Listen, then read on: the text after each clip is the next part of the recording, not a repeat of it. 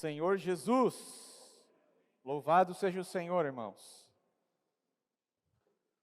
Ó Senhor Jesus. Hoje nós vamos falar sobre o Evangelho da Glória. Aleluia. O Evangelho nos trouxe aqui. Você está aqui porque você ouviu o Evangelho. O Evangelho é o assunto mais importante do universo. Sabe por quê?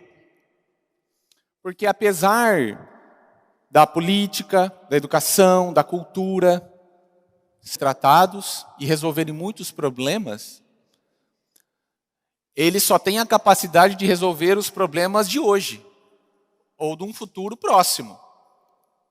Certo? Mas o Evangelho, ele tem o poder de determinar a eternidade das pessoas. Uma pessoa que crê no Evangelho está salva para sempre. E estará junto com Deus por toda a eternidade. Só isso. Então, enquanto nós muitas vezes nos preocupamos, política, papai, briga por isso, e a filosofia, a cultura, que são coisas boas a serem conversadas, discutidas, porque elas resolvem problemas, onde está o Evangelho na nossa vida? Porque ele determina a nossa eternidade. Por isso que o Evangelho é o assunto mais importante. Porque quando nós falamos de Evangelho, nós estamos falando de onde nós vamos passar a nossa eternidade. Agora, veja só. Adivinha a quem incumbe falar sobre isso? Deus não prega o Evangelho, infelizmente. Anjos não pregam o Evangelho. Jesus já pregou, não prega mais. Ele ficou aqui 3 anos e meio só fazendo isso. O Espírito não prega o Evangelho também. Então, a trindade toda, o Pai planejou, o Filho executou, o Espírito aplica, convence, mas a mensagem do Evangelho tem que sair da minha e da sua boca. Essa é, dentre muitas, mas essa é a principal missão da igreja. Lá em Mateus 28, o Senhor resume em uma palavra a responsabilidade da igreja. Sabe qual a palavra? Ide. É um grande ide. Note que não é um vinde. Por muitos anos, irmãos, eu aprendi que as pessoas viriam até mim. Não, as pessoas serão atraídas pela vida. Existem testemunhos de pessoas que são atraídas, até pelo barulho da reunião, né, pai? Você, lá em Botucatu, quando fazia a faculdade, ele escutou os irmãos cantando e entrou na reunião. Mas quantos testemunhos são assim? Geralmente, na maioria esmagadora das vezes, as pessoas recebem o Evangelho porque alguém vai até elas. O Senhor deixou esse modelo, Ele ia. Ele causava a reação. Ele não falava vinde, e ficava lá sentado, esperando. Claro, algumas pessoas iam até o Senhor, mas iam porque primeiro Ele foi. Primeiro é o ide, depois o vinde. Amém? Então, se nós não falamos, não anunciamos, não testemunhamos, as pessoas não reagem. E seria muita presunção da nossa parte esperar que elas venham. Os irmãos estão me entendendo? É por isso que a iniciativa parte da igreja. Ó Senhor Jesus. E, irmãos, quando o assunto é importante, a nossa vontade importa menos. Vou explicar. Por exemplo, quando você vai comprar sua casa, seu carro, sua roupa, decidir onde você vai morar, onde você vai viver, o que você vai fazer da sua vida, a sua vontade aí, ela é soberana. Você que determina isso aí. Mas quando o assunto é importante, a vontade e a opinião individual vão lá para baixo. Quer ver? Um médico está lá, paciente, vai morrer, precisa de uma intervenção cirúrgica, situação de vida ou morte. O médico não pode falar assim, então, não estou animado, não sinto de operar. Por que o sentimento do médico não importa aí? Porque é vida ou morte. Estou sem cargo. Controlador de voo, já viu aqueles caras? Controlador de voo é aquele cara que fica aqui na terra, controlando as rotas dos aviões dos céus. Quem pousa, quem decola. É preciso se esse cara resolve tirar um cochilo, não estou animado. Então, a vida de todas as pessoas que voam está na mão dessas pessoas. E eles não podem simplesmente falar que não estão afim de trabalhar. Por quê? Vida ou morte. O Evangelho é um assunto de vida ou morte. Então, diante disso, a nossa vontade, irmãos, tem que ir lá para baixo. Você tem que anunciar o Evangelho. Não é uma faculdade, não é uma opção. O Senhor Jesus, quando fala, Ele fala no imperativo, ide. O nosso sentimento, ele importa? Ele importa. Seria bom pregar o Evangelho queimando, e nós vamos falar sobre isso? Seria, esse é o melhor dos cenários. Queimar pelo Evangelho, queimar, arder o nosso amor pelas pessoas, mas nós nem sempre estamos assim. Mas essa nossa condição não anula a nossa obrigação de anunciar o Evangelho a toda criatura. Um servo há muitos anos falou uma frase, irmãos, muito impactante. Ele falou assim: aquele que diz a Deus, revela-te a mim, precisa estar disposto a dizer, envia-me a mim. Vou repetir. Aquele que diz a Deus, revela-te a mim, precisa estar disposto a dizer, envia-me a mim. Não é só uma questão, portanto, de vida, é uma questão de obra. Se você desfruta o Senhor, se você recebeu a vida de Deus, a revelação de Deus, agora você tem que anunciar Deus.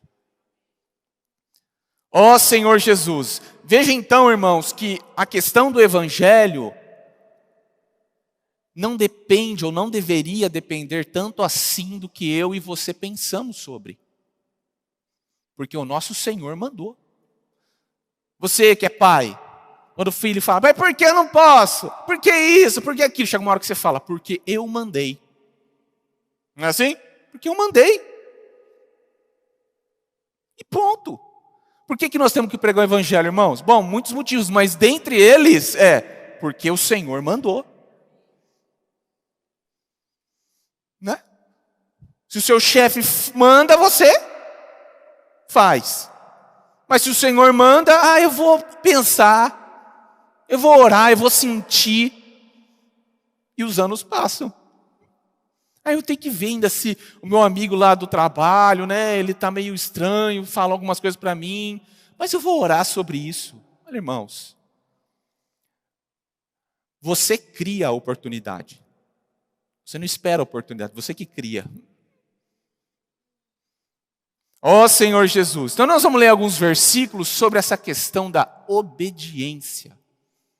Nós não gostamos dessa palavra, né? Nós queremos que tudo fluísse. Seria tão bom se tudo fluísse, né? Tudo fluísse, mas nem tudo flui. E aí a obediência é fundamental.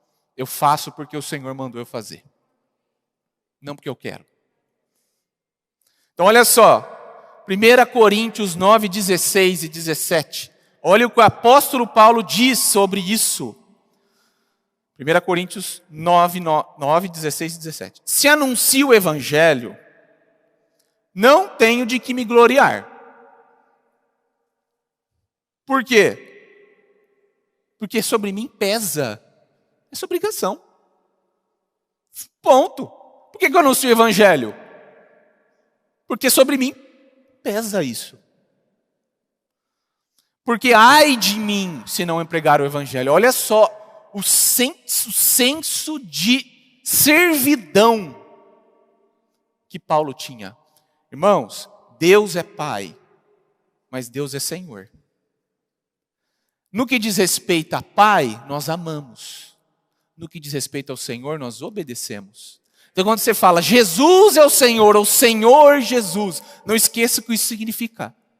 Significa que a vontade de Deus está acima da sua. Paulo sabia disso. Por isso que ele fala, sobre mim pesa essa obrigação. Ai de mim. Agora, olha que interessante. Se eu faço de livre vontade, graças a Deus, que bom seria, né? Livre vontade, eu prego porque eu gosto, eu falo porque eu amo.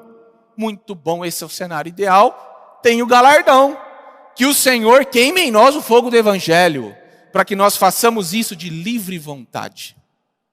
Mas, se constrangido, ou seja, não estou afim não queria não, então é a responsabilidade de despenseiro que me está confiada. Veja só, nós pregamos porque queremos e porque não queremos. Se pregamos porque queremos, parabéns, você tem o seu galardão. Se você prega porque não quer, parabéns, você obedeceu ao Senhor. O que importa é que de alguma maneira o Evangelho seja anunciado. É por isso que Paulo fala, prega o Evangelho, quer seja oportuno, quer não. Nós precisamos sair da esfera do sentimentalismo e sermos mais objetivos com relação à vontade de Deus. Abrir a boca no trabalho, participar do Posso Orar por Você, se posicionar nas redes sociais, falar com o vizinho, abrir oportunidade, anunciar. Aí não sinto o quê, ou eu não sei se a pessoa o quê, irmãos. Nós pregamos, o Espírito convence. Isso está em João, guarde isso, João 16:8. O Espírito convence acerca do pecado, da justiça e do juízo. Sua função, a minha função, não é convencer ninguém. É anunciar o Evangelho. E depois você fala, Senhor, abre os olhos dessa pessoa. Espírito Santo, age e convence essa pessoa. Nós não temos o poder para convencer ninguém. Mas nós temos o dever de anunciar o Evangelho. Ó Senhor Jesus! Em Atos 26:19, Paulo diz, estava lá na frente do rei, Agripa. Ô Paulo, por que você fica falando, hein? Olha o tanto de coisa que você me dá dor de cabeça, olha o tanto que você sofre. Paulo fala, pelo que, ó rei Agripa, eu não fui desobediente à visão celestial. Perceba, é uma questão pura de obediência. Ele não falou de sentimentalismo, ele falou, eu sou obediente ao meu Deus. Ponto. Lucas 6,46, isso foi o Senhor quem disse. Por que me chamais Senhor, Senhor, e não fazei o que eu vos mando? Esse versículo é doído. Menos discurso e mais ação. Menos discurso e mais ação. O Senhor não se satisfaz com Senhor, Senhor, Senhor, Senhor. E aí o Senhor fala, tá, então faz isso. Senhor, Senhor. E fica nesta, falando de si, para si, sobre si. A igreja tem que ser para fora. A igreja tem que visar o mundo. O mundo não entra na igreja, mas a igreja entra no mundo. Nós somos o sal da terra, nós somos a luz do mundo. Certa vez o Senhor deu um exemplo. Um pai chama um filho, 2 filhos. Venham trabalhar comigo na vinha. O primeiro filho fala, eu vou, mas não vai. O segundo fala, eu não vou, mas foi. Quem fez a vontade? O segundo filho. Discurso não importa, o que importa é a ação. É assim que o nosso amor é testado. Esse é o vamos ver. Essa é a prova. Existe um exemplo na Bíblia que eu amo, que é o melhor exemplo sobre obediência. Quem é a pessoa que obedeceu sem querer obedecer e deu tudo certo? Os irmãos sabem? Quem que é a pessoa que obedeceu sem querer obedecer e deu tudo certo? Jonas. Os irmãos lembram da história de Jonas? Deus aparece para Jonas. Vá para a cidade de Nínive, pregue o arrependimento. Sim, vou sim. Ele, desceu para Trode. Qual é o destino mais longe de Nínive? É Tarsis. Entrou no barco para Tarsis. Se você olha o mapa, é muito interessante isso. Você olha o mapa. Tarsis está aqui e Nínive está ali. Ele pegou um barco na direção oposta à vontade de Deus. Mas Deus é Deus, né? Ele é o Senhor dos mares. E aí ele bagunçou a vida de Jonas. Jonas foi arremessado ao mar, caiu na barriga de um peixe. E Jonas faz uma oração linda de arrependimento. Isso está em Jonas 2. Ele se arrepende. Então, o Senhor também é o Deus dos peixes. E aí então, Jonas é vomitado na praia. E ele não devia estar muito bem da cabeça. Ficar 3 dias dentro da barriga de um peixe, pelo amor. E ele sai dali. Eu vou pregar o evangelho. Porque senão, da próxima vez eu caio em outro lugar e eu não saio. E ele foi para Nínive, a contragosto, não querendo anunciar. Sabe por que ele não queria anunciar o evangelho em Nínive, irmãos? Estudando um pouquinho de história. Porque Nínive, a Síria, era inimiga milenar dos judeus. Ele queria mais que os ninivitas se dessem mal. Por isso que ele não queria ir para lá. Tomara que eles ardam no fogo. Esse povo fez tanto mal para a minha nação. Por isso que ele não queria pregar o evangelho para os ninivitas. Mas ele foi. Aos trancos e barrancos. Por puro dever. Sem sentimento. Ele foi. E por 40 dias, ele percorreu Nínive, anunciando o arrependimento. Se arrependam, se arrependam, se arrependam, se arrependam. Mas o coração dele falava assim: tomara que não se arrependa. Tomara que não se arrependa. Tomara que a mão de Deus pese feio aqui. Mas ele obedeceu. E para satisfação de Deus, os ninivitas se arrependem. Isso está em Jonas capítulo 3, versículo 10.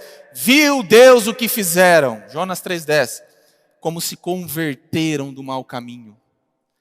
E Deus se arrependeu do mal que tinha dito lhes faria e não o fez. Graças ao Senhor, irmãos. Não julgue as pessoas. Pregue o evangelho e deixe o Senhor fazer a obra dele. Mas olha o Jonas. 4:1. Com isso, Jonas desgostou-se extremamente e ficou irado. Ele não gostou do arrependimento dos ninivitas. Então, é uma história que eu nunca entendi, mas hoje eu estou claro. Sabe qual que é a moral? Mas você quer a bênção? Abra a boca, anuncie o evangelho, dê testemunho da vida. Ó Senhor Jesus, o princípio da obediência, irmão, é poderoso. O princípio da obediência é poderoso. Jonas viu isso de perto. Rapaz, eu não queria. Eu preguei por medo, eu preguei por raiva. Mas Deus mesmo assim abençoou. Esse é o nosso Deus. Ele quis mostrar que Ele é o soberano. Irmãos, Deus é soberano. Não duvide da capacidade de Deus. Ó Senhor Jesus. Primeira vez, que eu morei aqui, eu lembro que meados de 2000, ficou ao encargo dos jovens ir para 2 cidades, Macatuba e Lençóis Paulista. Sabe quando a gente ia? Domingo à tarde. Pensa se eu queria. Eu queria jogar bola, eu queria assistir meu time, eu queria tirar uma soneca, tudo menos. Até assistir Faustão. Mas, menos perder o meu domingo à tarde. Mas eu tinha que ir. Porque, afinal, eu era líder dos jovens, vocês estavam olhando para mim, eu tinha que ir. Eu ia por obrigação. Aí eu falava, tomara que isso seja rápido. Tomara que isso seja rápido. Tome um monte de portada na cara que eu volto logo. Mas Deus é soberano. Batia lá, ô meu filho, entra. Quer um café? Fala. E aí ficava lá, e em 3 casas, ficava 3 horas da cidade. Porque Deus abre os corações. Mas nós temos que ir. Ainda que seja por senso de obrigação, irmãos, nós temos que fazer a vontade do nosso Pai. Porque nós somos propriedade exclusiva dele. Não mais eu, mais Cristo. Mas agora, virando a página, vamos para o cenário ideal. Até agora nós só falamos de obediência pura e simples. Vamos falar agora do amor. Porque no cenário ideal, a obediência tem que ser motivada pelo amor. Amém? No cenário ideal, que nós temos que buscar isso, nós temos que pregar de boa vontade. Nosso coração tem que estar ardendo por essas causas. Tá, mas como é que eu faço para restaurar o amor, hein? Porque Éfeso tinha muita obra. Lembra lá, Apocalipse 2? Éfeso tem muita obra, pouco amor. E o Senhor repreende. Então não é só 100% obediência o tempo todo, sem amor. Imagina uma relação entre um pai e um filho, onde só há obediência. E o filho vai lá.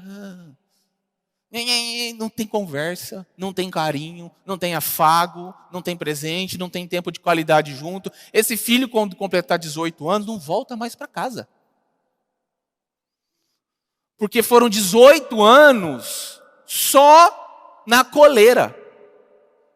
Então, uma relação que fica muito tempo só na obediência também não é muito positiva. Precisa ter amor.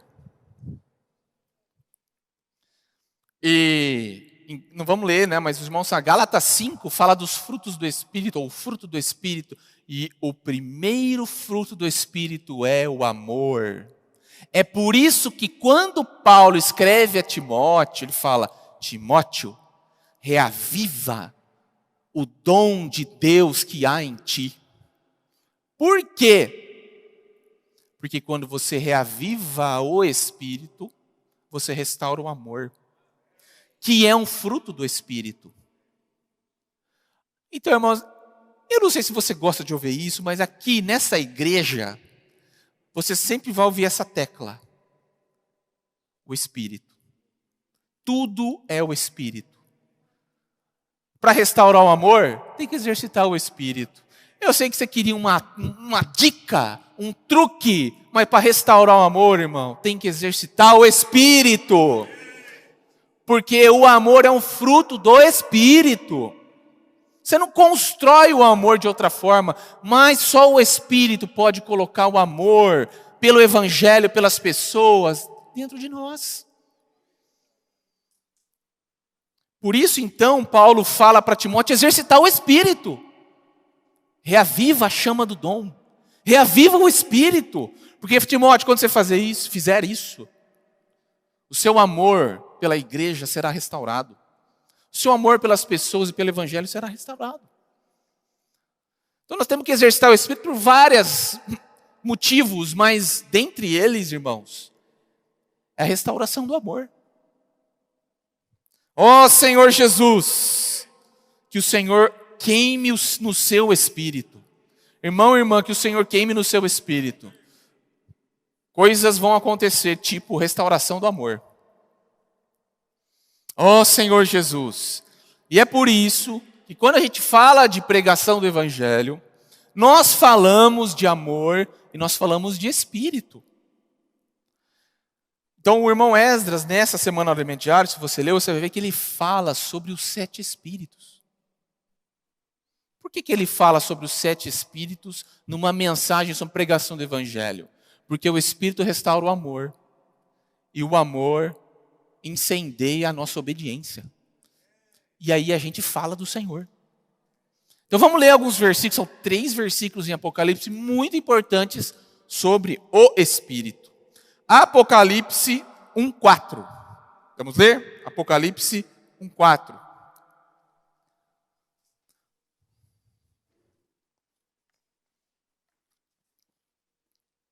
João, as 7 igrejas que se encontram, na Ásia. Graça e paz a vós outros, da parte daquele que é, que era e que há de vir, da parte dos 7 Espíritos que se acham diante do seu trono. Olha, irmãos, o irmão Esdras deu uma corrigida na nossa teologia nessa semana. A gente pensava que 7 Espíritos significa 7 vezes mais forte. Tá, tudo bem, pode ser que o Espírito seja 7 vezes mais forte. É que 7 na Bíblia representa completude. Representa perfeição. Dizer que o Espírito é sétuplo é dizer que o Espírito é pleno. Irmãos, o Espírito é pleno. O Espírito tem o que você precisa, seja lá o que for. O Espírito está completo. Ele é os 7 Espíritos. Não são 7 Espíritos distintos. Um Espírito completo. Amém?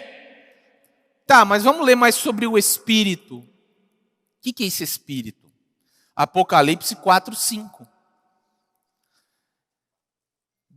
Do trono saem relâmpagos. Lembre-se, o Espírito estava na frente do trono. 1:4. E o que o 4:5 diz? Que do trono saem relâmpagos, vozes e trovões, e diante do trono ardem 7 tochas de fogo, que são os 7 Espíritos. Mas peraí. Eu tenho 7 Espíritos em Apocalipse 1:4. Agora eu tenho 7 tochas em Apocalipse 4:5. E essas 7 tochas são os 7 Espíritos. Você sabe o que o Espírito faz em você? Arde. Como 7 tochas. Ele queima. Esse queimar tem um aspecto negativo e ele tem um aspecto positivo. Você ouve, né? Como é que eu faço para tratar os pecados? Peça pelo sangue. Louvado a Deus pelo sangue do Cordeiro. Mas, você sabe como também as impurezas são eliminadas de você? Pelo arder das 7 tochas. Queima as coisas negativas. Quando você exercita o Espírito queima o que não presta. Isso mesmo. Essa é a solução para os nossos problemas. É o queimar do Espírito. É exercitar o Espírito. É usar o Espírito. Ó Senhor Jesus! Quando você faz isso, sem saber, o Senhor está queimando as coisas que não prestam de você. Louvado seja o Senhor. E também o queimar tem um lado positivo, que é nos incendiar pela causa do Evangelho. Que é motivar a nossa obediência pelo queimar do Espírito em nós. Mas não parou aí, hein? Apocalipse 1:4 fala que diante do trono tem 7 Espíritos. Apocalipse 4:5 fala que 7 tochas são 7 Espíritos. E Apocalipse 5:6, esse versículo. Apocalipse 5:6. Então vi no meio do trono de novo, e dos 4 seres viventes e entre os anciãos de pé um cordeiro, como tendo sido morto. Ele tinha 7 chifres. O que são os 7 chifres? É a onipotência de Cristo, o poder de Cristo. Bem como 7 olhos. Adivinha o que são os 7 olhos? Que são os 7 Espíritos de Deus, enviados por toda a terra. O Espírito é como tocha, e o Espírito é como o olho. O olho constrange, né? Você saca da pessoa com o olho. É o olho. O olho diz quem você é, como você está. Por que você está triste? Como? Como que a pessoa sabe isso? Pelo seu olho. Por que você está feliz? O olho está assim. Por que você está apaixonado? O olho entrega tudo. O olho transmite tudo. Ah, irmãos, esse olhar do Cordeiro. Sabe quem que teve esse olhar do Cordeiro? Pedro. Pedro, você vai me negar 3 vezes antes que o galo cante. Ou nada. Quando ele negou a 3ª vez, o galo... O Senhor olhou para ele. Ah, irmãos. Acabou ali. Pedro derreteu. Desarmou. Saiu e foi chorar amargamente. Por quê? O olhar do Cordeiro. Uma das coisas que o olhar, que o Espírito faz em nós, é tirar o nosso chão.